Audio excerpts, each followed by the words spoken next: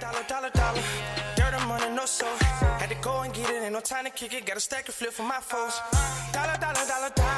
Please tell me you can hear me. Don't turn your back and don't neglect me. Just let me know if you need me.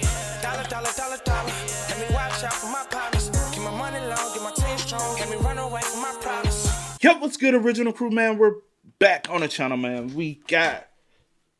I didn't touch your chair. I did. That's why I be... You did. No, I did. I did this. That's not your chair. That's my chair. It's mine. Body cam for us today, man. We have wife is sickened after discovering husband's double life. You think it's...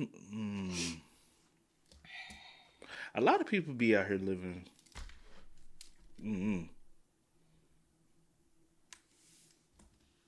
You said a lot of people living double lives. Yeah. Yeah, they do. It's scary. Definitely scary. Hey, with that being said, before we get into it, make sure you check out the links in the description box. Down below. You already know where to go. If you want to first support, you got to do it. Check out down below. Also, if you enjoyed today's visuals, Lock it in with a thumbs up. Let's get into it, man. Let's check this out. Let's see what's about. You ready? I'm ready. Let's get it. When two teenagers were found... Man, I was watching that movie. Watch it. What? What you about to say? Nah. When two teenagers were found brutally murdered behind a Publix, the community of Roswell, Georgia was shaken to its core. Roswell 911, Mercy. I just drove around the Publix over here at Kings Plaza, and there looked like two bodies were laying behind the store. The two victims were loved by everyone who knew them, and the police were desperate to find the person responsible for their deaths. Wow. Little did they know that their murderer was more deranged and twisted than they could have imagined. What did you do? What did you do? I didn't do anything. I don't know. Okay. Where he went? What is everywhere? Please don't be breathing. They talk to me. On August 1st, 2016, a delivery driver was making a standard early morning delivery to Publix when he noticed something that would haunt him for the rest of his life. Two teenagers were lying naked and dead behind the store. Each one had a singular gunshot wound to the head and had been positioned near their parked cars. The police were quick to show up on the scene and were soon met by some anxious parents whose children hadn't returned last night. With the help of the parents, the police were able to identify the two victims as Natalie Henderson and Carter Davis, both just 17 years old and preparing to go into their final year of high school. From what the police could gather, both teenagers were incredibly outgoing, kind, and well-loved. None of their friends or family could think of anyone who wanted to hurt the two, leaving police searching for any lead as to who their mysterious killer might be. But they weren't left without any clues for long. Using the security footage from neighboring businesses, the police were able to see that their suspect was a young, dark-haired man who appeared to be wearing some sort of white mask. In the footage, the two teens could be seen spending time together while their assailant secretly stalked them from behind a nearby electrical box. After watching the couple for some time, the mysterious man confronted them and ultimately shot the two. While this evidence was definitely a step in the right direction, it still wasn't enough to positively ID the killer. The next big break for the police came in the form of Natalie Henderson's bank statements, as officers realized her credit card had been used at a nearby Flash Foods gas station several minutes after her death. Good job, After checking the security footage at the gas station, officers were able to get enough details on the killer's car to trace it to a 20-year-old man named Jeffrey Hazelwood. After tailing Jeffrey for some time, police officers found him acting erratically outside of a gas station, and they made the decision to detain him. What did you do? What did you do? What did I do? What did she do? But she didn't do it. What did I... What happened? But I didn't do anything. What's going on? What? No. The police began the long and arduous task of questioning him and those closest to him. And in the following never-before-seen footage, We'll watch as they discover the horrifying truth behind the two teens' murders. After arriving at the station for questioning, Jeffrey is brought to an interrogation room and left on his own for 20 minutes. Give us just a minute, okay? Mm-hmm. You okay? Mm-hmm. Tick. No, that's fine. That's fine.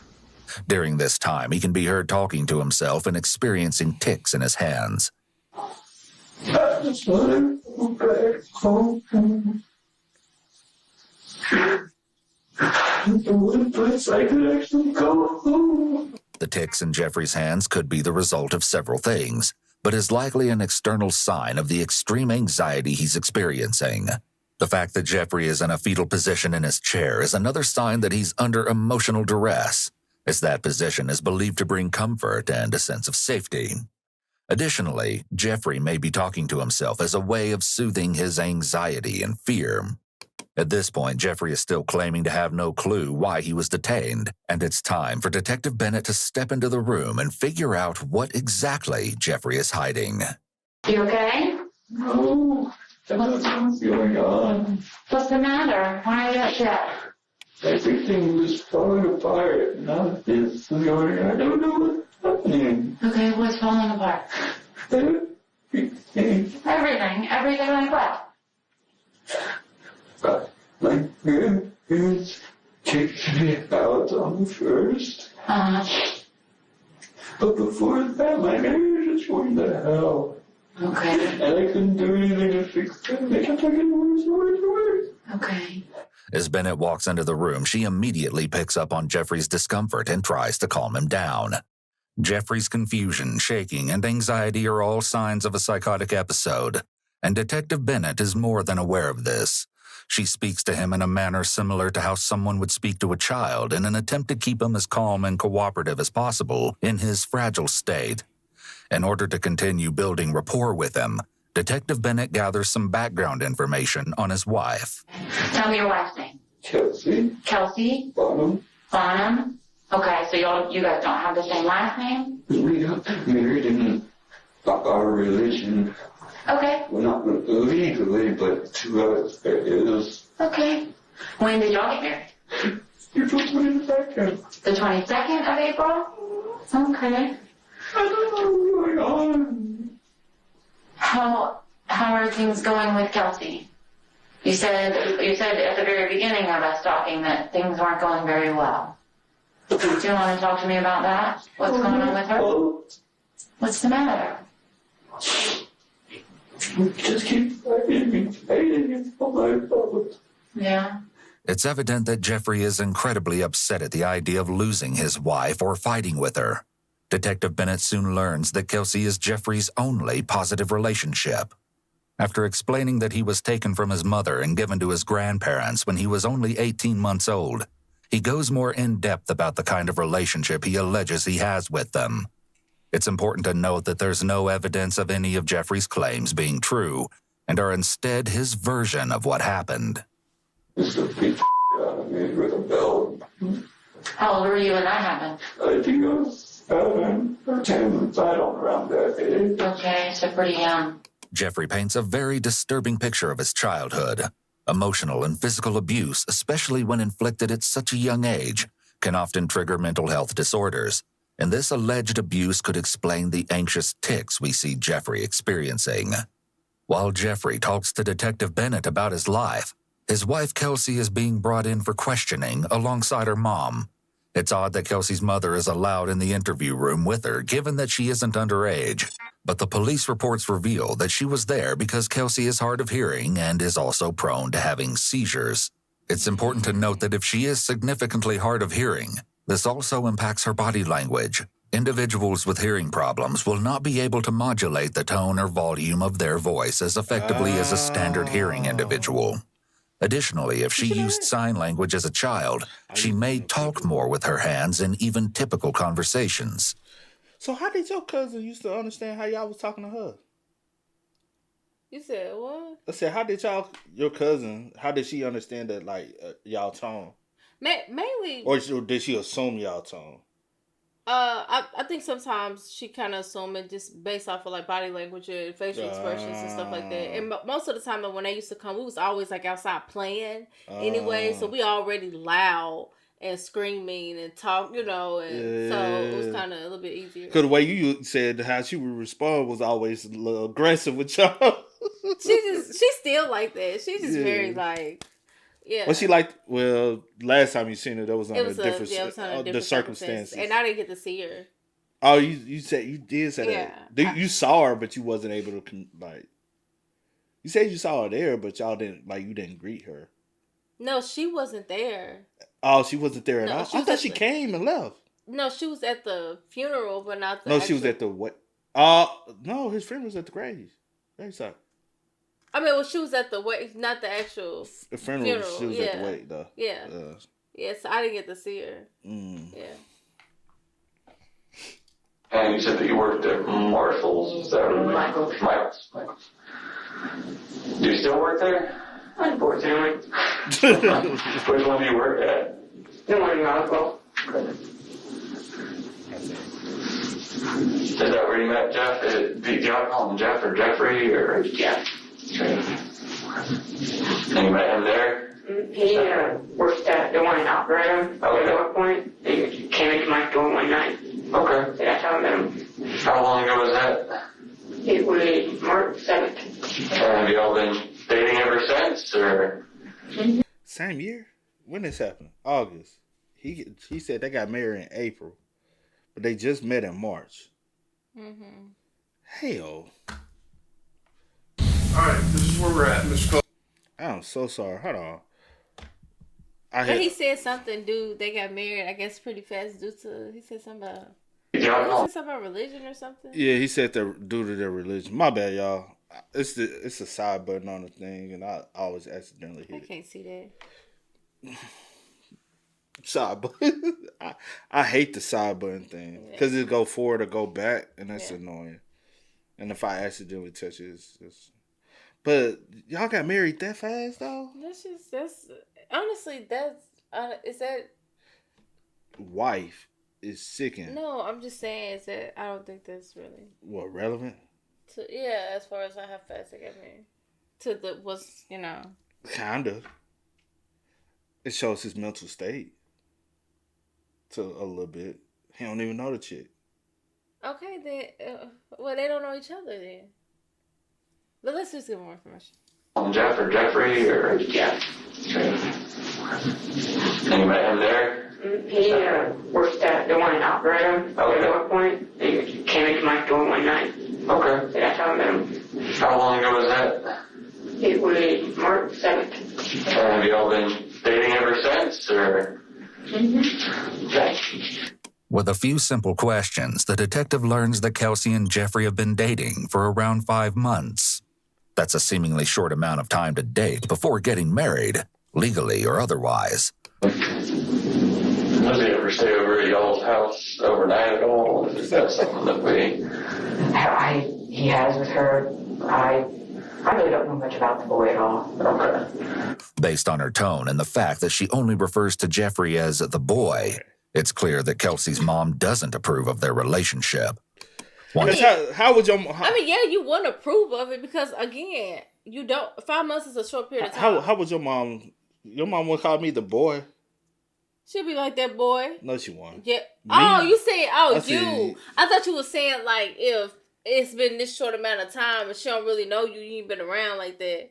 I thought that's even what you when were we dated for 5 or 6 months, your mom still want to address me as the boy.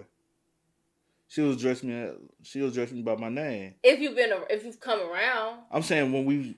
You've come around, I'm just speaking as if you wasn't coming around. I'm trying to paint a different picture. But I'll say this: I wasn't living back home when you started dating.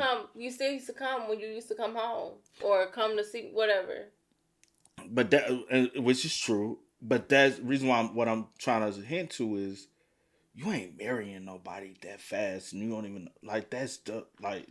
I do know people that have married that fast, but I do get what you're saying. I get what you were saying, but I'm still trying to. I guess, like you said, mental states or whatever the case may be. But I was just trying to see like what relevance did they have with 2 teens being, Oh, it's not that. It's to get to know the individual. Yeah. Not the two teens that with the situation. I was just like, what relevance does that have to like? What? No, I mean, I get you just trying to build this, and try to get more background information and who the person is, who he is, how well do you actually know, like all of that. So I get that. And his mental state. Yeah, I get that part. Did he ever show signs of clues of? Yeah. To find out more about who Jeffrey is in his daily life, the officer asked Kelsey about his religious beliefs. I heard some mention of, like, with nature around, like, spirit animals and that sort of stuff. Does he believe in that sort of stuff? Mm-hmm. He does? Did he have one? Mm-hmm. What was it? He has two of them. Oh, yeah? The hawk and the wolf. What did he have with the hawks? Jeffrey from, what's this, Instagram? Yeah. The wolf is strong, wild, and powerful, majestic in every sense, but it still cries for what it has lost and howls for the moon, a love it will never reach. This show also shows his mental state. Reason why, in his mind, because he identifies as like a wolf, he feels as though he's strong, wild, and powerful, majestic in every sense, but still cries for what it has lost. Reason why he said that is because he possibly yearns for a relationship with his mom or dad or parents. But he didn't have that, so he cries out for that. So it's about his mental state. I will say every time when he felt safe, he did look up maybe a hawk. Interesting. Hawks and wolves are both predatory animals, which may give some insight to the officer, as Jeffrey essentially preyed on his two victims.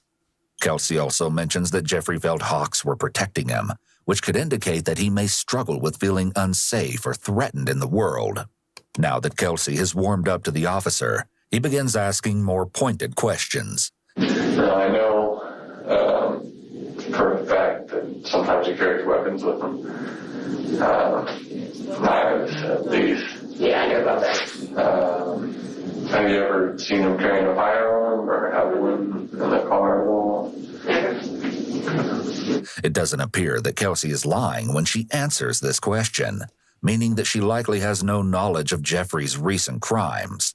Is he pretty high-strung, what do you say? High-strung. High-strung, like, is he nervous, is he fidgety, or... No. Kelsey interrupts the question before the officer can finish. So I wonder, is it just an act? That his tick, she would be able to attest to that.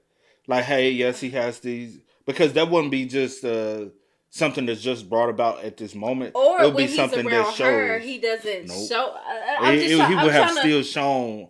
I'm just trying to, cause like that's his wife. No, I get that, but he did state earlier that she's like the only positive thing in his life. So I'm wondering, like, when he's around her, he's just like on a high, and he don't. Not even that. He like someone like that with, I feel like with that disability or something like that. When he first met her, he would have been nervous, so his tick would have showed. He would have showed some type of signs in the beginning. Everything. It wouldn't have been as severe because it would have been more. But he's nervous in this situation. That's what I'm saying. I'm trying to unfold everything. I'm trying to see, like, do you know, like, oh dang, they got me. No. Oh, yeah. So now I gotta, do all this. Yeah, I'm like just put on wondering. his act. Yeah. So.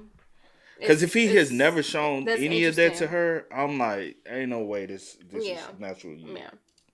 Even if she doesn't know anything about the murders, it seems as though she might be lying about other aspects of his life.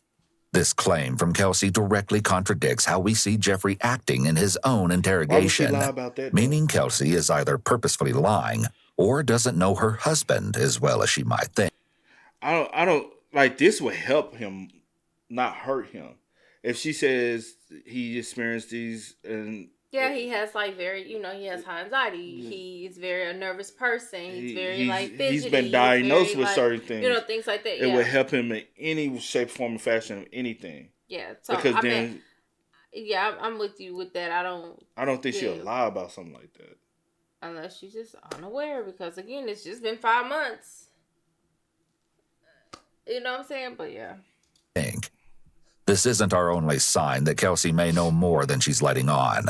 Does he normally go straight home to his grandparents when he's at your house? Or, well, I guess depending on the time of day, he might end up going back to work or something. Yeah, most of the time, too. Where does he go when he doesn't? Do you know? No, not really. She could be showing the line right there. Yeah, I think she looked down. I don't know. Right after answering the officer's she lying question, now. Kelsey can be seen glancing up at the camera, indicating that she may have not been truthful and is thinking about the fact that her lies are being recorded. Yeah. Even more important than glancing at the camera, her foot starts bouncing, indicating a likely increase in anxiety, and her She nose remembers appears something. twitchy, which can often indicate anxiety as fight or flight causes the nose to become engorged and itchy. Is it like she lied about something and she like the truth? She thought about the truth, but she lied. Because when you're lying, you're thinking about the truth, but you like what would make sense to reverse the lie. But this is also my thing. If you are unaware of what he's done, right? I shouldn't have a reason to feel the need to lie. Because what am I lying for? To have to like cover up. True. You know what I'm saying? You hit the nail on the coffin with that. I shouldn't.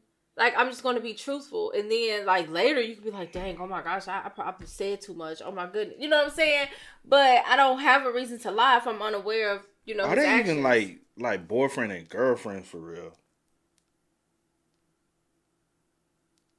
You get what I'm saying? Like it seems like they still in it. No. Like in his mind, he's married to her. Yeah. But in reality, are y'all even boyfriend and girlfriend, or are y'all still on a level of getting to know each other? Because he comes to her house at times, not like that, and the mom's still saying that boy. That boy. It's not like her boyfriend. It's not and like then also. Right, true. I agree with you. So I don't know what that's about. Because she is kind of like body language displaying that she's lying. So I'm wondering what she's lying for. But also, I wonder, what did your grandparents put you out the house for? If they did put you out the house, because you said they put you out on the first. He probably ain't. Yeah. Like, yeah. I'm just wondering. I'm not gonna like say. I'm like, I don't know. So I can't. No, I'm wondering like. No. What I'm saying is, I was about to say something, and I'm like, I can't say something because I don't know him. Okay, yeah. I can't. I'm not asking you for the answer. Yeah. I'm not. I'm just saying I can't assume anything because I was about to make an assumption. I'm like, hold your assumptions because you don't know. Wait, yeah. Also, despite appearances, she is still quite closed off. Her arm is crossed in a barrier across her body, legs tightly crossed with ankles close to each other and close to her body. Overall, still sustaining closed-off body language. When officers are looking for signs of deception, there is no one cue that tells them that an individual is lying, as cues can happen for different reasons. However, as they add up and turn into cluster signs of anxiety, the officers will hone in on this and push a bit harder to see if the individual will crack and tell the truth or share what they're holding back. Your phone is still at the house, right? Mm-hmm. Your phone is still at the house? Mm-hmm. Your cell phone? Where is it? Why? Because we need it. Why? For our investigation. Oh yeah, she know. Why, girl? Also, she's young.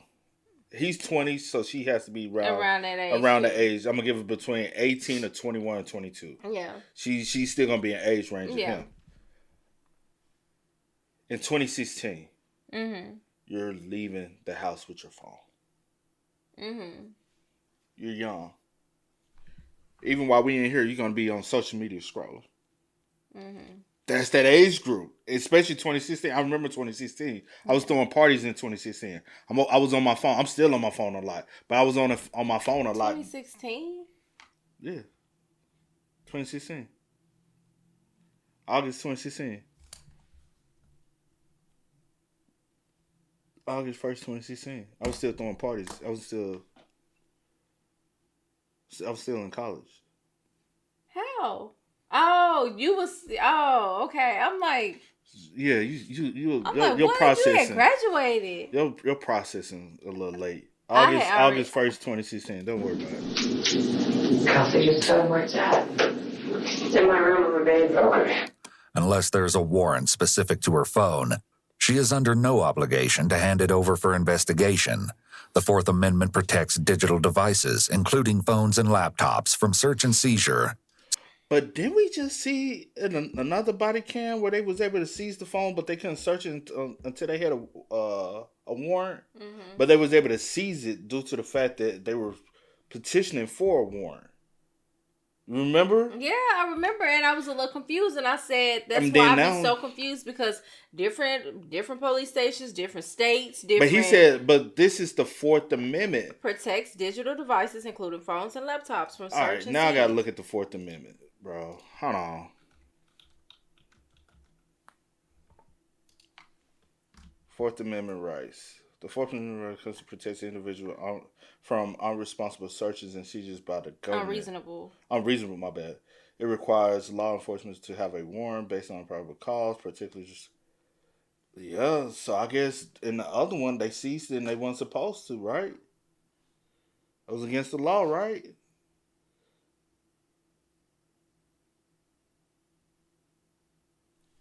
Yeah. So she is well within her rights to question this and to ultimately refuse. What kind of, why do you have that on PC? Pictures? No. What kind of stuff? What have you said to him that you don't want to see? Personal things. Like what? Personal things. Personal things. Anything that can hurt you? Huh? No, not really. Okay, then they don't care. Because the mama said pictures, she said no. So what other person? Videos? Text messages? Well, yeah, mom should have said pictures or videos. Yeah. The mushy stuff you put on there. If that's what it is. It's okay. She's thinking about it too. Not. Most younger people are extremely hesitant to hand over their phones to anyone, law enforcement included. And younger people are more likely to be suspicious of law enforcement in general. Kelsey may see her phone as something that is private and personal, so it's a violation of her right to privacy to have law enforcement go through it. However, exercising your rights is very much black and white. You either exercise them or you don't. There's little gray area. Once you surrender a right to privacy in something, it's virtually impossible to claw back. Just say whatever it is, Kelsey, because I don't know anything about it. They're trying to help him, okay? So just tell him what it is. Because I don't know. Can you leave the room? That makes me very... If you want to wait outside with the other officer, you can stay close, and then we'll bring you back in. That's big. Back with Jeffrey, Detective Bennett begins establishing a timeline for the past few days. The timeline starts out very normal, with Jeffrey talking about spending most of his weekend either working or hanging out with Kelsey. After leaving Kelsey's house early Monday morning, Jeffrey stopped by his grandparents' house to grab a few things before going to a nearby park where he slept in his car. Jeffrey's timeline seems to check out with the detective until he mentions something incredibly strange he found while getting gas on the way to the park. I stopped at Quick Trip that once. Before I got to the park. I found something really interesting there. What? It was weird. I don't like them. What do you mean? I don't like them at all. What is it? It was a gun. Okay. At that Quick Trip right there at Mabry Road? It was behind it. And I was going to smoke a cigarette back there and kicked it. Okay. Ouch! Because I was barefoot. Uh-huh. And I picked it up and I was like, okay, well, I guess somebody left it. Free. Uh-huh. I mean, I could sell it because I don't have a lot of money. Uh-huh. I don't have money at all. So I was like, okay, I can sell it. Right? And I was like playing with it and all that. This story about finding a gun behind a gas station is hard to believe. It's likely that Jeffrey obtained the gun in another way, but doesn't want to admit it. Can you tell me what it looked like? It was black, and it was one of the really short ones. Okay. Like one that you hold in your hand or one that you prop on your shoulder? Not that Like one of the No. ones that, but not that big? No. Okay. It was, Call of Duty, the ones we kill like this. Okay. So more like, you said it was black, right? So did it have the spinning wheel thing on the side, or did the top of that slide back? The top. It pinched me. Okay. How did you pinch yourself? It pinched my finger. How did that happen? It got infected. I was playing with it, and it went forward really fast. Oh, okay. So you got your pinky. You think they should bring in like his grandparents? Because they can be able to attest to his behavior, or would they have too much bias? Because some people, some parents or grandparents feel it's their obligation, even if you commit a crime, to still protect you as much as possible. So they might get in there and like, you know. I mean, I guess it's a way to say it without letting them know exactly, I guess, what's happened. Because he is 20. So, I mean, like, they don't have to, like, ask those questions to try to, before you tell them the reason why. Well, I'm sure they probably know by now, though. You think? Yeah. It depends on how big the city is. Things get around fast. Especially, like, back home. Yeah. If a murder happened and they do some stuff, we gonna know about it fast. Yeah, true. And I don't know how big and we gonna know who did it before the police. Sometimes we know about who did it before the police know. So, you know. True. It went forward really fast. Oh, okay. So you got your pinky stuck in the little sliding part on the top? It hurt. Holy cow, I bet. Did it bleed? It did, but it's more infected right now. Oh. While discussing the gun, Jeffrey uses a lighter, more childlike tone as a way of making this whole story sound more innocent, as well as what sounds like an unusual accent. Using that childlike tone is a way for him to avoid answering questions and to avoid the seriousness of what's going on. He didn't always speak that way, only sometimes, which indicates that he might be being evasive and deceptive and trying to avoid the question. He also focuses on how the gun injured him in order to present himself as the victim and to distract Detective Bennett from assuming he had any ill intent with the weapon.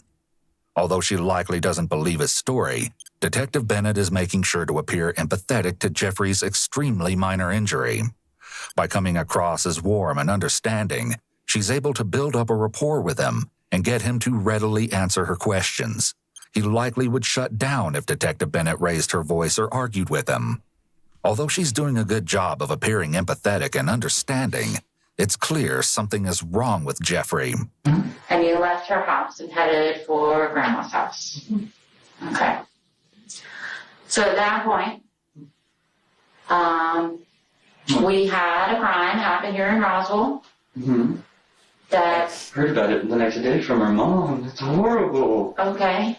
Okay. Well, you think I want to even more move up to Hampton with that nice apartment. Yeah. But it's horrible. Horrible. You still had to drive by the location where the incident happened? I did. Yeah. I have your car on video. So, Driving by the incident location. when? I have you pulling into the parking lot where the incident occurred. Mm-hmm. I have you getting out of your car and walking around a little bit. I have you walking towards where the incident occurred. And I have you on video where the incident occurred. Oh. Tell me why you were there when that happened. I was scared to say something. It was awful. It looked very bad. Okay. Okay. It was awful. Okay. Tell me what you saw. Living on the ground. Mm-hmm. Blood was everywhere. It was everywhere. As Detective Bennett gets more and more information out of Jeffrey, we see him revert back into the fetal position he was in at the beginning of the interrogation. You'll notice that Jeffrey loosens up when they're talking about less stressful things. He also once again changes his voice to sound high-pitched. It's clear that he's panicking. The park.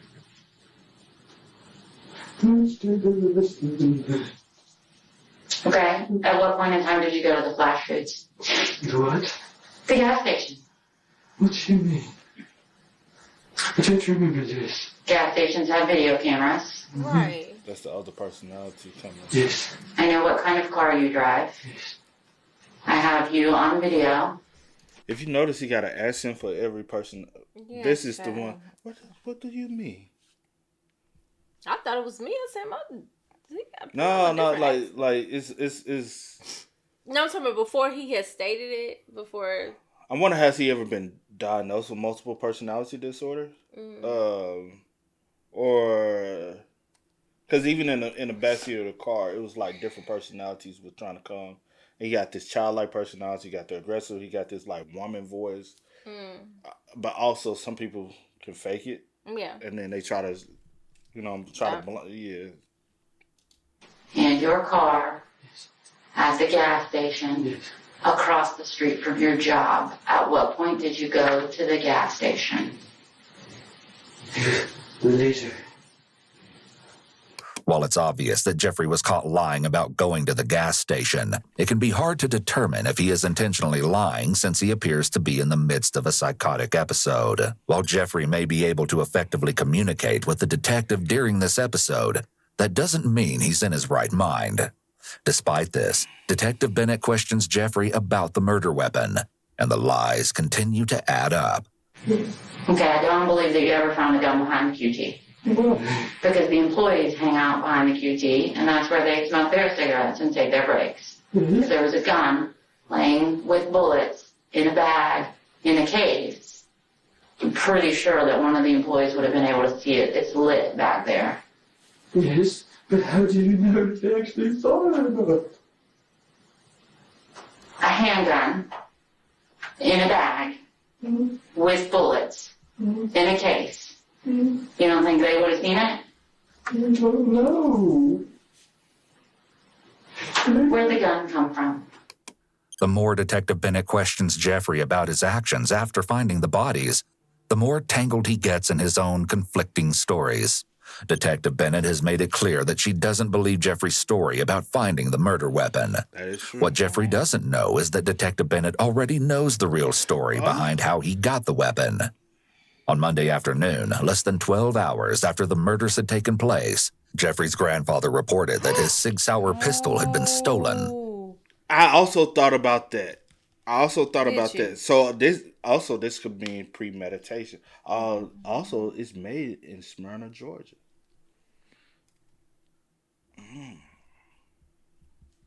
And the description of that gun matched the one Jeffrey claimed to find behind the gas station. Your grandfather's stolen gun is going to be in the back of your car, isn't it? I don't know. We already talked about the gun. Yes? I think that you're being dishonest about where it came from. So when I go and get the video from behind Quick Trip on the night you said you found the gun, you're going to be picking up a bag, taking the gun out, racking the slide, popping a bullet out, picking the bullet up, putting it back in the magazine, putting it back in the gun, and then sticking it into your trunk or in a bag in the back of your car. That's the way that it happened. You think so? I don't know anymore. Here, Detective Bennett is using something known as a bait question. If Jeffrey is being honest about how he obtained the gun, then he should be confident that the security footage will confirm he found the gun behind the gas station. However, he gave a weak and non-committal response to the question, confirming that he's being deceptive about where he got the gun. I don't know his name. Whose name? Name Whose name? the guy I gave it to. The guy you gave it to. The guy you gave what to? The gun. Didn't know. He said he wanted to practice. Okay. He said he wanted to practice. Do you think you the guy that shot them? No. I don't know. Who'd you give the gun to? You don't know his name. Tell me what he looks like. All I know is Matt. His name is Matt. When did you give him the gun? A week ago. You didn't find it a week ago. You told me you found it on Sunday night. It's only Wednesday. All I want to do is see my brother again. It's clear that Jeffrey has some confusion surrounding dates and times, likely caused by his psychotic episode.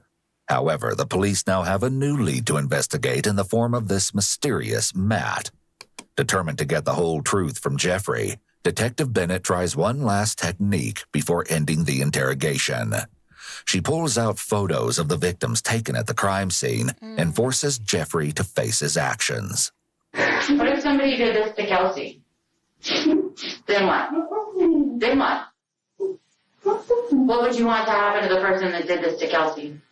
If this was Kelsey's picture, and they shot her, and they laid her out naked on the ground, and they spread her legs open, and they touched her, what happens to that person that does that?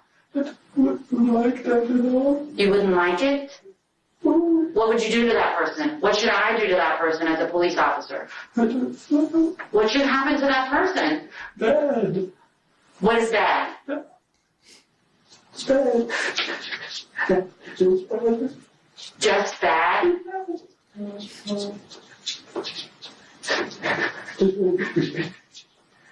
I want you to look at her. Just look at her in the daylight. You didn't get to see her in the daylight. This is a technique known as a punishment question.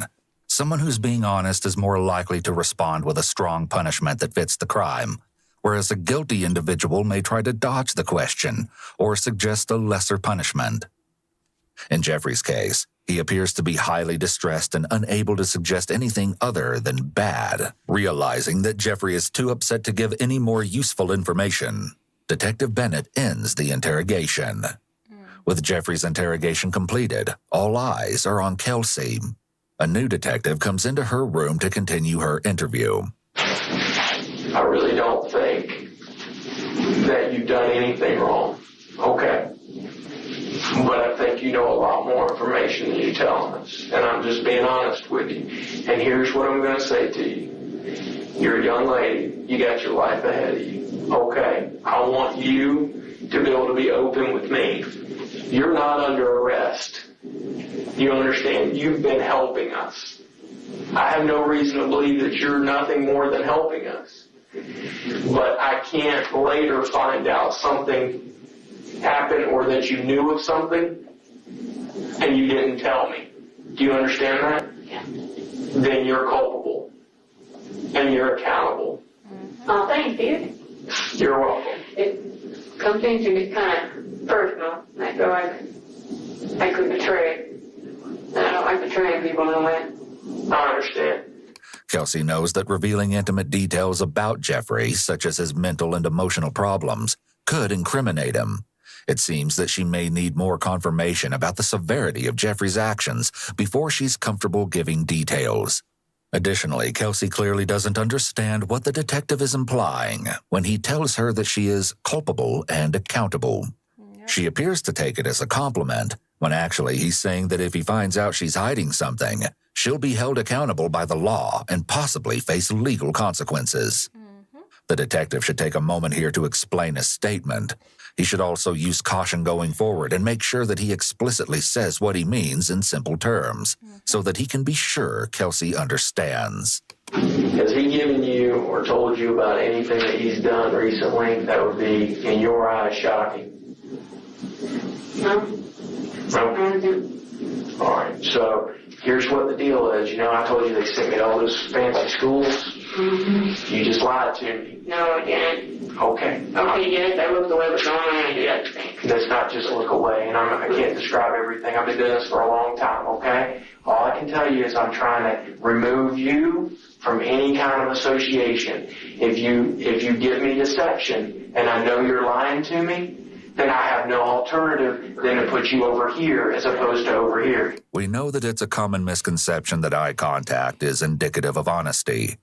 However, people will typically look to the side periodically as they're considering what is being said or how to best respond to something. This is all a normal part of honest communication. In fact, sustained eye contact can often mean the opposite, as individuals who are being deceptive will maintain eye contact in order to thoroughly search the person's face for signs of belief or disbelief, so they can quickly adjust their story to fit the reactions of the individual they're trying to manipulate. Kelsey could also have looked to the... So eye contact is not a good thing, basically. Not necessarily. No. It's just in some cases. I feel like things are case by case. One thing doesn't fit all situations. No. Eye contact is not a good thing. I do think I'm sometimes... very strong on eye contact. I think eye contact, like I'm very strong on eye contact too. Yes, I am. I started learning about eye contact. That's a lie.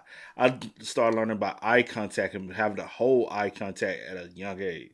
I can look you dead in your eye because I want. I'm looking at you. No, I'm looking you dead in your eyes, but I'm not looking dead in your eyes. I feel like it's scary when people can look you dead in your face and lie. Why you say that? That is scary that you can look someone in their face with a straight face and lie. That is scary. People like that scare me. Why? Okay, let's get back to the video. Why should that scare you? Let's get back to the video. Side because she's hard of hearing and is trying to figure out what the detective said or even is thinking. I kept you over here just because you have knowledge of something. Tell you. Listen, you're trying to convince me now. He's trying to commit. Okay. I had to revive him 3 times, okay? When was that? About 3 weeks ago. Okay, well that's not the... How did he try to commit? With what method? He had a gun? Painkillers. He had what? Painkillers. When he busted up his knee, the doctor gave him painkillers. Okay. And he took 3 of them. Then he was messed up for a while. Couldn't remember anything for about a week. Okay. And that's the most shocking thing I know, okay? Okay. So did you call rescue? He was taken to my hospital. Now I know why he did it. Was you revived him 3 times with CPR and you didn't call an ambulance? I was a nursing major.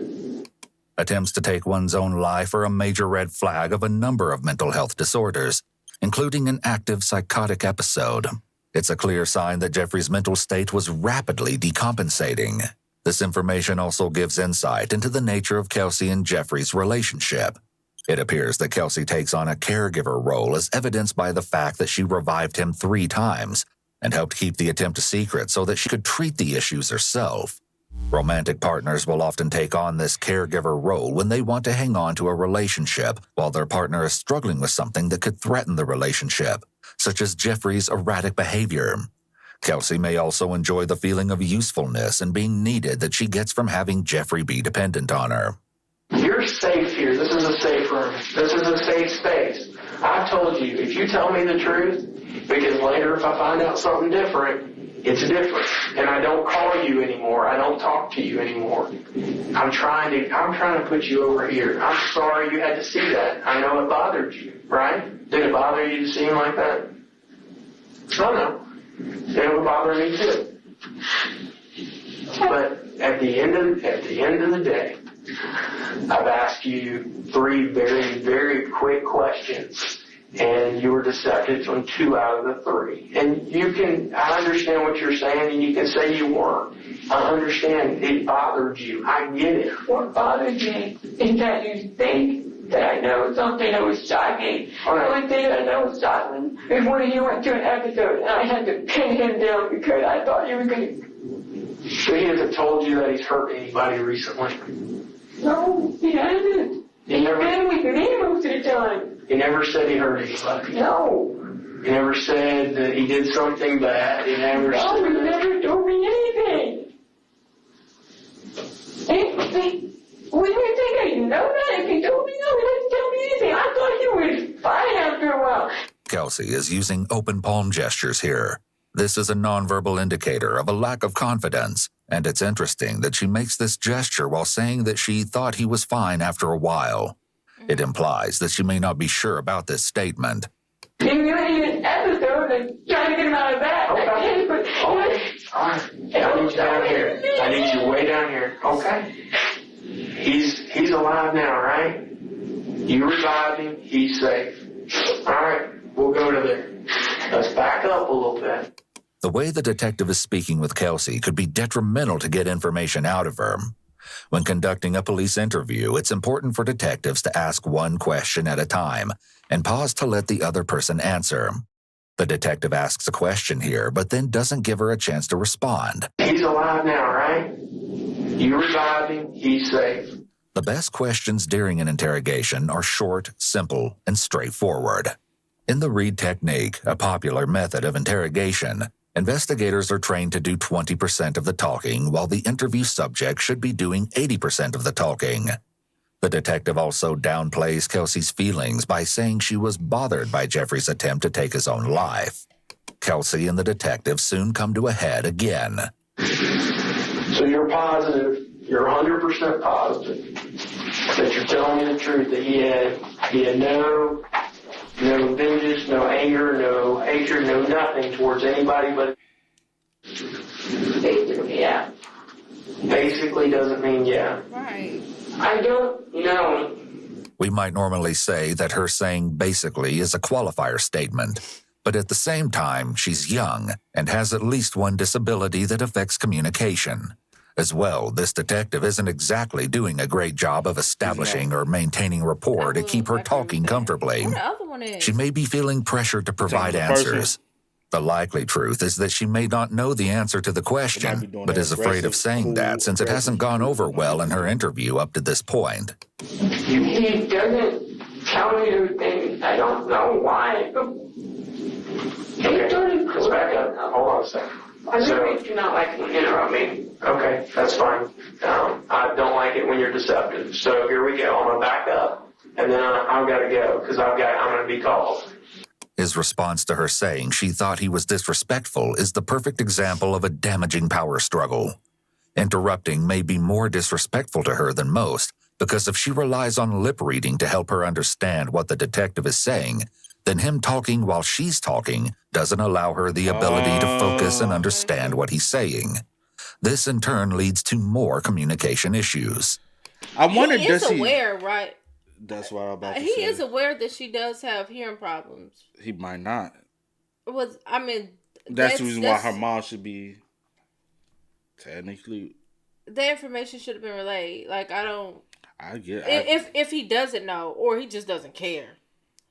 I don't know that, what it is, but that could be a thing too. That's what it's given, but I'm not sure. Because each situation, you can't treat each situation the same. Right. Like if somebody does have a disorder, treat them appropriately.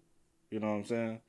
Like it's not a disorder. It's she has a disability. She has a hearing not a disorder. Yeah, she has so, and like he just said, yeah. So if she does rely on reading lips, then that is like a big thing for her. That could be highly disrespectful. Because, again, I'm just using reference. Your cousin, she reads lips. Mm-hmm. But you said she can partially? Partially what? Hear? Or she just mainly just read lips? No, she can't hear. At all? No. Because I think she can hear a little bit. But she can hear a little bit. She's just partially. But no,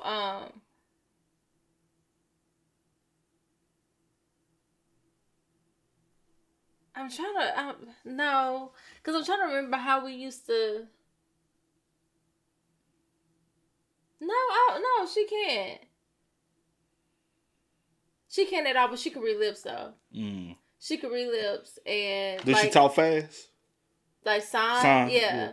Oh, and then most of the time, like if that's the aggressive. Like if we really needed for her to know something. Cause we used to try to learn, but if we really needed her to know something, her mom would just. Is her mom good at it? Yeah. Her mom would just relay the information to her. Like if we like, hey, can you tell her? And she just. So her mom real good at. Yeah. So all of them probably good at sign. Except probably not your older like. I think over time, over time, I think, if he wanted, because he got to communicate with her. Yeah, so. And the reason why I said probably not him, he's the stepdad. That's the reason why I said. But he been in her life since she was a little girl. But yeah, that was saying, like, the mom, 100% equipped. Well, not a little, since she was probably about. It was all little. Yeah, so it was at a young age. Because she already had all the, the first two. Yeah.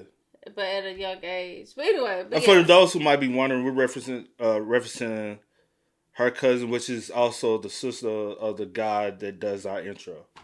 that did our intro. Like we use our as our intro song. As our intro song. Mm-hmm. Yeah. Oh, you can't leave until I say, right? No, I'm trying to get choked down right now because I don't know. Deep breath. Okay? I'm almost done with this interview, and I'm going to leave. Your mom? Oh, no, he know. He know, because the way he's talking and pronunciating and the rhythm of the way he's talking. Is that the right? You can't say the no. You can say rhythm. You can say rhythm because it addresses the tone and the flow of the. Maybe you're trying to make sure she understands how they are dope to be able to read lips. Yeah, I couldn't be able to. You can't read lips at all. Nah, a little bit, not like that though. Because I don't have to, you know. Yeah. I'm almost done with this interview, and I'm going to leave. Your mom's a sweet woman, in my opinion. You just had a bad relationship. I think you were trying to find something good in him. When you said he's violent, he's got these things going on, you were trying to help him. I get it. You say he was violent? Don't lie to me. He's talked to you, and he's talked to you, and I know he's talked to you, and I can't tell you how I know that, okay?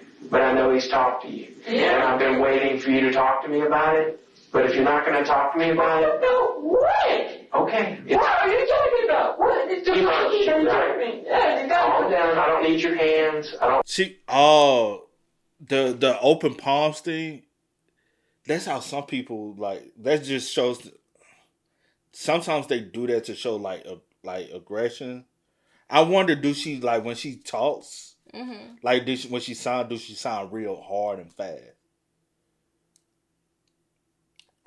Sometimes I think you can't read body language with certain people. Depending on the I guess what the situation is. Like if I'm angry, if I'm mad, if I'm upset, then yeah. They use their hands to be able to. That, I'm mad. I think hers, not with the open palm thing, it's more of a, she wants to sign, but he probably won't be able to understand. I don't know. I can't read into her hands thing because it might be different. You know that we're just talking. We're two adults. We're two adults. I don't on me if you I understand, but he's talked to you about people that he doesn't like or people that you would like to hurt. Kelsey emphasizes her words with her hands, and it all matches up, indicating that she doesn't have a brain-body conflict and is highly likely being honest. She uses a lot of illustrators to emphasize her words in other ways. It may seem excessive, but her emotions are very high, so it matches her mental state quite clearly. The detective is far too confident and has now caused Kelsey so much distress that she has likely lost all trust in him. That is true. She might feel that the detective is just playing games with her, or she might feel frustrated that no matter how forthcoming she is, he will still doubt her honesty, especially since Kelsey has given all indications of a person responding honestly. Yes, he has. hurt. He never told me I didn't want to hurt. That's it? He told me once he was doing that. And when he wasn't looking. All I know is I don't know anybody else. Kelsey's heated reaction to being told she's lying is actually indicative of her being honest. Many truthful people will react with a strong tone of voice or even become hostile or angry when they're wrongfully accused of something. It's understandable that Kelsey's patience with the detective might be running thin at this point, because she's divulging sensitive and painful information while being repeatedly told she's deceptive. It would be in the detective's best interest to maintain a good relationship with Kelsey if he wants her to trust him with any other secrets she may have about Jeffrey. The detective may also be making this interview unintentionally harder for himself when he tells Kelsey not to move her hands around. Calm down. I don't need your hands. I don't need all that. We're just talking.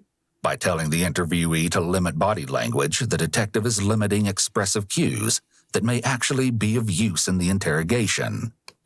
With the detective questioning her on Jeffrey's recent behavior and aggression, Kelsey is able to deduce that they suspect he's involved in the public's murders. If he's over here, and there's some culpability and some big things going on right here, I don't want to move you into that chair. And it's really that simple. I don't want to put you in that same chair. About killing, didn't it? Why would you say that? That's the only big thing going around. And you asked about a gun. It's not the only thing, but why would you say that?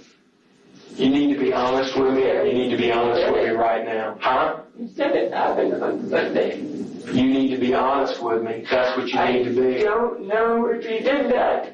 Why are you making it sound like he did? You're making it sound like it. That's why I asked. That's why I asked you if that was it. Because I don't know. How do you know about the killings, sir?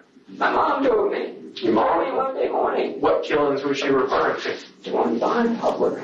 The ones behind Publix. So why would you think your boyfriend would be anything associated with that?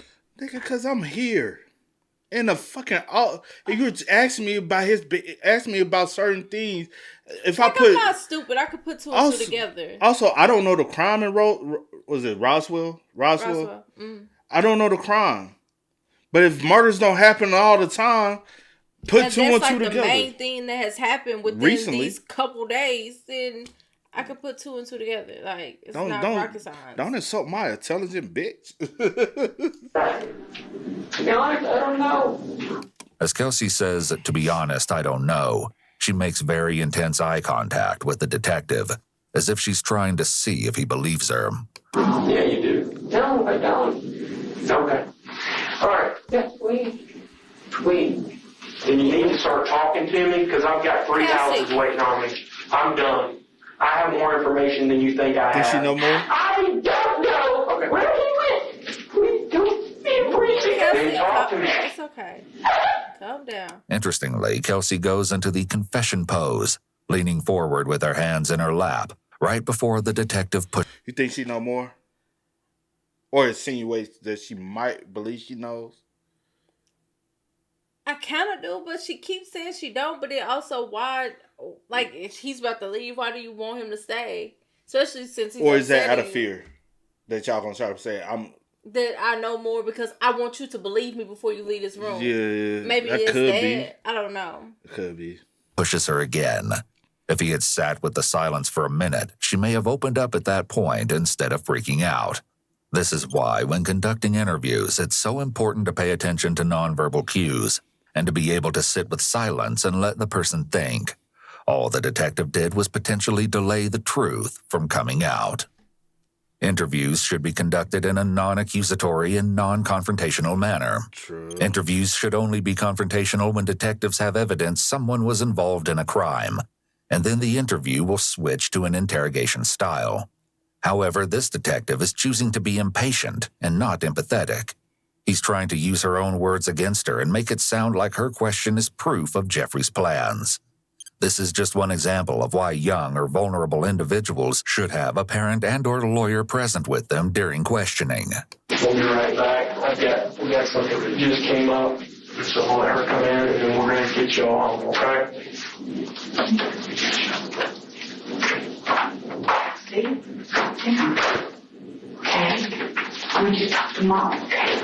I want you to calm down and talk to me. What they've been questioning you about, I need to know up front. I want you to tell me, okay? I need to know. But I don't know if he did it. Okay, no, listen to me though. Okay. You've got to be truthful with these policemen, okay? No, I know. Okay, then you've got to tell them everything they want to know, okay? He told me that Jeff, he did one person, but I don't know that. This is very important, okay? Because I'm scared now. You're scared for me. No, listen. I'm not scared for you. You're fine.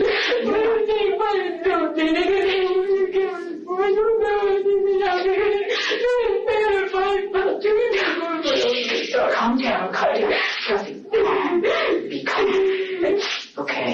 And you told the truth about everything. Because they feel like you're not telling the truth about it. I don't know. When the detective comes back into the room, Kelsey tells him what she can about Jeffrey's recent violent behavior. He knows one coming on. One, I have to come on and I stayed with him, which I always got in trouble with him. And he had a knife. And he gave me his knife because he thought it. Okay. Now she's attesting to his behaviors. Mm-hmm. She said he does have episodes. And then I guess I hear voices that y'all can. That tell me voices to hurt. That tell me to hurt other people. I hear voices that tell me to hurt myself. I see and hear characters that are my friends, and they play. I can't see that part. Oh, my bad. He was gonna hurt someone. This is, of course, an obvious red flag that Jeffrey... Oh, they play, run, and jump all around me. Because also, the voices that he hear and like he kind of tunes into different voices, they all feel very childlike, very immature. And that's the reason why he goes into this fetal position. Because who typically goes into a fetal position when they get in trouble? Kids. So the voices of the individuals that's in his head could be more of a childlike. Like, you never know. He was dangerous. Sadly, Kelsey thought she was taking care of Jeffrey by just taking the knife away. But in truth, he would have needed hospitalized care to stop his violence and aggression from escalating even further. Back with Detective Bennett, Jeffrey has requested to speak with her again, and this time he's promising to tell her the whole truth.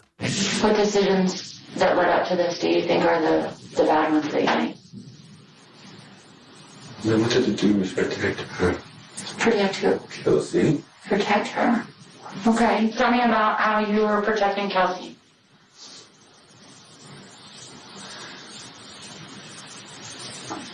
There was a guy. Another guy. Okay. He made me drag him around. Okay. And the high school, he made me drive past, and around. Past where? What? The Roswell High School. Okay. Has the, entrance. And he told me that the girl was parked in that area. And he made me drive past her car. And then, when I got to the exit, he got out. I was like, where are you going? It's like, none of your business. So he told me to drive there, then walk her back. Okay. So I parked. And then a little while later, her car comes through with his car.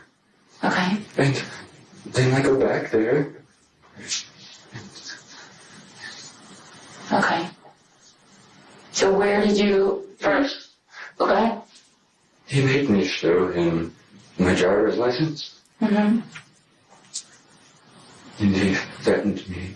He threatened my family, which was Kelsey. Mm-hmm. As he hinted towards in his last interview, Jeffrey reveals that there was another man with him at the time of the murders. With Jeffrey giving more information about Matt and the night of the murders, maybe the detectives will finally be able to piece together a motive. So where did you first encounter this guy? Where did you first see him or meet him or? It was a while back. Okay. What? We were friends or something of the sort. Okay. I smoked a little marijuana with him a couple times. Okay. And did you guys meet at a party or at work or how'd you end up meeting? it was a while back. He was when me and Kelsey first met. Okay. And you said that was sometime in March, right? Yes. End of March or something? It was March 7th when we first met. The beginning of March. Okay. There was him and another person in a car that was parked next to hers. And so they were yelling and everything, and we ended up like meeting and going into my car and we were smoking marijuana. And that she got pissed at me. We weren't even together then, we just met. Okay, so y'all aren't even dating yet. Okay. And she got pissed at me because I left her for two strange men. So where were you, where were y'all? Where were you parked? In Michael's parking lot. Okay, the one here in Roswell or where you worked? In Roswell. Okay. Notice how quickly his emotions and voice change. He quickly shifts from panic mode and freaking out to laughing about something else. This is another indication that he's in the midst of a mental breakdown. By giving Detective Bennett a detailed description of first meeting Matt in a Michael's parking lot, a story that Kelsey herself could back up, he's making his explanation more and more plausible. Additionally, the police have records of Jeffrey's phone contacts and have seen that he does have a contact saved as Matt, meaning they may now have a solid lead on another suspect. After telling the detective more about meeting and hanging out with Matt, Jeffrey tells her about running into him on the night of the murders. Where did you end up seeing him that night? It was over by Waffle, or what we call Waffle. Waffle House? Okay. So, yesterday, you told me that you and Kelsey hung out around the house. You didn't tell me about Waffle House. Because that's where I went right after I left. Okay, so you went over to Waffle House after you left Kelsey's house. I'm trying to protect her. Okay. That's all I care about. I can understand that. Because of that, then I'm in trouble. Okay. And I won't be able to be there for her, but to protect her then. So tell me about the Waffle House. Were you going over there to eat, or were you going over there to meet him? No, I wasn't going over to meet him. I just chilled over there, got a water, basically talked to the guy and all that. So then, how did you encounter Matt? When I was driving away, I recognized him. It's like, hey, how's it going? And The entrance, I'm sorry. The entrance? I just want to make sure I'm understanding the entrance to the shopping center, like from the main road? The center, yes. Okay. Jeffrey is describing meeting Matt in a very public area. It's possible that Detective Bennett is trying to get details on Matt's specific location so that she can pull up security tapes from surrounding businesses and double-check Jeffrey's story. Okay. And so Matt was over here? He was right on the corner, right here. Okay. And said, hey, how's it going? Because I stopped farther down. And I was like, hey, nothing much. Can I get a ride? And I was like, okay, sure. Okay. And then he, I thought he was a nice guy, you know? Never really know, I guess. So where did you guys go after you picked him up? He told me that he and this girl that he really liked and really loved down this girl. Which I understand. I love Kelsey. But we were driving to down this way. Towards Roswell? Yes. Back this way?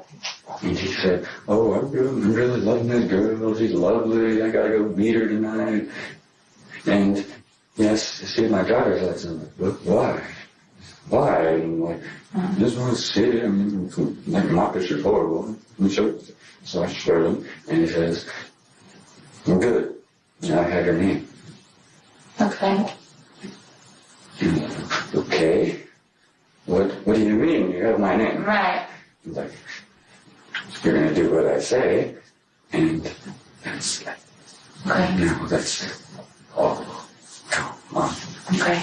And he starts into my family, and I realize that me has my name, my stuff. Then now he has Kelsey's, has hers. Now he has her family's, her parents, her brothers, sisters, all that. I'm like, okay, don't do anything to them. Just what do you want me to do? Like, just drive to Roswell High School, drive around.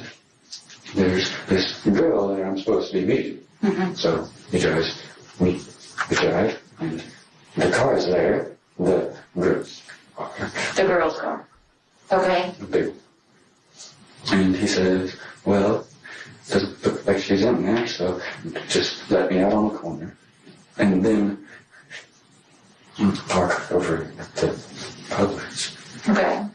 So, have you noticed, like, every time it's, like, kind of getting closer to the murder scene, he kind of, like, his demeanor changes? Because now he's having to relive. Yeah. And he's, in his head, he's reliving possibly. Yeah. And I don't know where he went. Okay. He told me that I was going to do whatever he told me to do. Because it hurt my family. Okay. And what else did he tell you to do?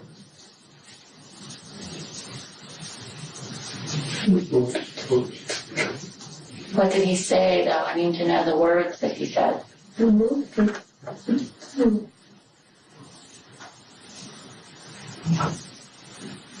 Just want to take it to my room. I know. That's all I want to do. I know. He was threatening everyone. Do you remember the words that he said? Can you tell me the words that he said to you? He says, I got to die. He's talking about the girl from the car? Okay. He said, if you don't do it, I'll shoot her. Shoot right down, and hunt everybody down. Okay. I didn't want him to come after my wife. You should have seen his eyes. Okay. With this, the police have at least a tentative motive for Jeffrey. While Jeffrey may not have known either of the victims, Matt was supposedly having some sort of lover's quarrel with Natalie Henderson. As some of the answers begin to fall into place for the detectives, there are still plenty of questions about the murders they still need answered. Where did the gun come from? Your grandpa's gun. At long last, Jeffrey admits that the gas station story was a lie, and he did in fact steal the gun from his grandfather. Jeffrey admitting to this shows Detective Bennett that he genuinely wants to tell her the truth this time around. Finally, Jeffrey gives Detective Bennett details on how he killed his victims. And so he said, go now. Basically, go and get him. Mm-hmm. And you went over and you said you opened the door. Which door? Yeah. Which door did you open? The left side. The left side door. So like right behind the driver's seat. Okay. Who got out of the car first? He did. He did. What did you say to them when you opened the door? I basically said, get out right now. Okay. And he got out. They hesitated, and he was getting impatient, I could tell. Yeah. And so... Was he still yelling? Yes, he yelled the whole time. Okay. He kept on mentioning my wife, my family, my wife. Uh-huh. And so, come on, hurry up, or your family's going to get it soon. Uh-huh. Okay. Okay. So you told him to get out, and the guy gets out. And then what? Did you have a gun out of your pocket at that point? Okay. So while he's yelling, and you have the boy out, what does the girl do? She's coming out. She's coming out too? Does she come out the same door? So they both come out the same way? I was just going to, hit them a couple times, see if that would help. Yeah. But, I mean, he told me to kill him. That would satisfy him. Yes, maybe if I hit the guy once, then maybe that would help. Okay, did you hit him? Yes. Okay, what did you hit him with? With my fix with the gun. With the gun? Hopefully that be enough? Yeah. Is that enough? No, it's not enough. Okay, where did you hit him with the gun? In the head. And what Because happened? maybe that would satisfy him to where that might go. Like he could forget all about it. Yeah, what happened to him when you hit him with the gun? He fell out of the car. He fell out of the car? Okay. Did he ever hit the girl? Was that the only time that you hit the boy? And he told you that wasn't good enough? That wasn't going to work? Mm-hmm. So did the boy get up from the ground? Yes. And then what did the boy do? He was basically yelling. He was starting to come at me, and I looked back, and he wasn't going to do anything. He kept on yelling to me, and all my craziness, head. And next thing I know, I'm looking around, next thing I know, boom. Mm-hmm. What happened? Mm-hmm. He's on the ground. Where was the girl when the boy was coming at you? She was over by her car. She was by the car. What was she doing? Was she saying anything? She was yelling at me too. What was she yelling? She was yelling, what the f***? Why did you do that? I don't know. He's telling me to. She looked over there and saw him, and he Kill her, kill her. Remember the f***ing family. So, okay, she said, why are you doing this? She kind of gasped when she felt, yeah. And then where he was just yelling at me so much about my family. I was like, okay, whatever. And that's Okay, did you hear the boom for her? Where were you when you heard the boom for her? I was standing over by, in between the cars. In between the cars? And she was by her car? Okay. Do you remember how she fell down? Did she fall down backwards or did she fall down forwards? I didn't look. Okay. I closed my eyes down like that. Okay. Following his detailed confession, Jeffrey admits to stealing Natalie Henderson's credit card and using it at a nearby gas station. By making a full confession, Jeffrey can get things over with more quickly. But making any confession is rarely of any value to a suspect. The only time it might help is if the alleged crime is more serious than the actual crime, at which point details may mitigate how the crime is actually charged. However, a decision to take that route would only be something undertaken after an in-depth consultation with a lawyer. After gathering a few more details from Jeffrey, Detective Bennett ends this interview with far more answers than she was able to get last time. However, there's still one more surprise in store for detectives. While Kelsey may not have known anything about Jeffrey's murders, she did provide the police with the most key piece of evidence. He has schizophrenia. Schizophrenia is a serious condition in which someone interprets their reality in an abnormal way. This can include seeing hallucinations, hearing voices that aren't there, and extremely disordered thinking. You keep repeating that he couldn't have done that. Do you really believe that? He told me that he would never do that. But his voice would make him. Voices? While most individuals who are diagnosed with schizophrenia do not commit acts of violence, they are at a higher risk for committing violence compared to the general population. One study even shows that those with schizophrenia who do act violently are more likely to have higher levels of trauma from their childhood, such as the trauma Jeffrey alleged he experienced. What medications does he take, do you know? He's not on medication right now. No, is he supposed to be? Yes. When a person with a serious and persistent illness such as schizophrenia stops taking their medication, the consequences can be serious or even fatal. According to his doctor, Jeffrey would experience extreme hallucinations and paranoia while not on his medication. This included seeing messages from God on TV and believing that there were invisible cameras spying on him at all times. With all of this information in mind, the police reviewed their CCTV footage from the night of the murders and made a shocking discovery. Matt, the supposed mastermind behind this whole crime, wasn't real. There was nobody else in that parking lot. I heard the shots. There was nobody else in that parking lot. I heard.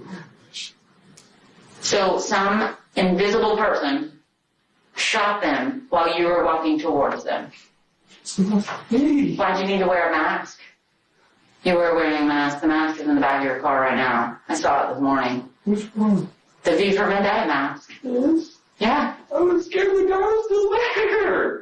They put him to see. Did you think the mask was not going to have him kill you? If there's some crazy person back there with a gun, you thought you could put a little plastic Halloween mask on your face and you'd be okay?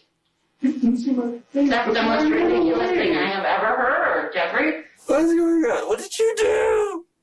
What did you do? What did you do? I didn't do anything.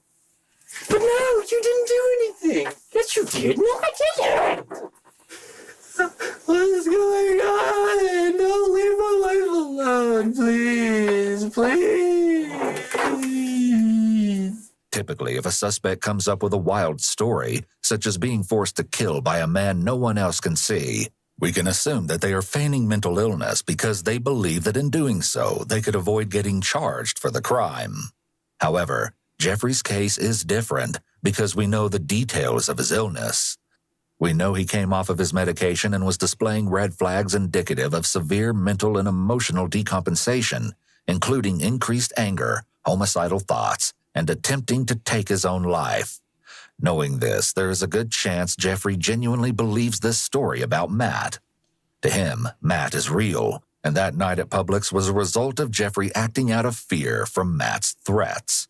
While this certainly doesn't excuse Jeffrey's horrific actions, it does help us understand why 2 innocent teenagers lost their lives that night. Yeah. Following his confession, Jeffrey was treated and evaluated by medical professionals until he was fit enough to stand trial. He then entered into a guilty but mentally ill plea, and on May 17, 2017, he was given a life sentence without the possibility of parole. There hasn't been much information on Jeffrey since his incarceration. However, on August 11, 2017, he was somehow able to post a selfie to his Instagram account from prison. The photo was taken down soon after authorities were notified about its posting, and no information was ever released about how or why Jeffrey posted the image. He probably just got a phone and he was used to posting on social media. Yeah, he's so used to. So that's what he decided to do. Rest in peace to Natalie and Carter as well.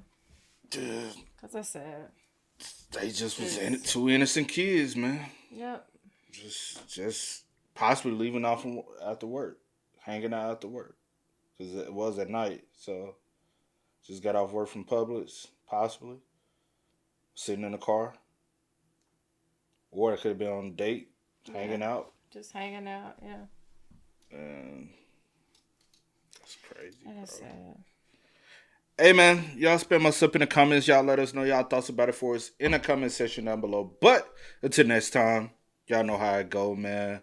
I do go by the name DJ New Kid. This is We Are. We Out. Ain't no time to kick it. Got a stack of flip for my foes. Dollar, dollar, dollar, dollar. Please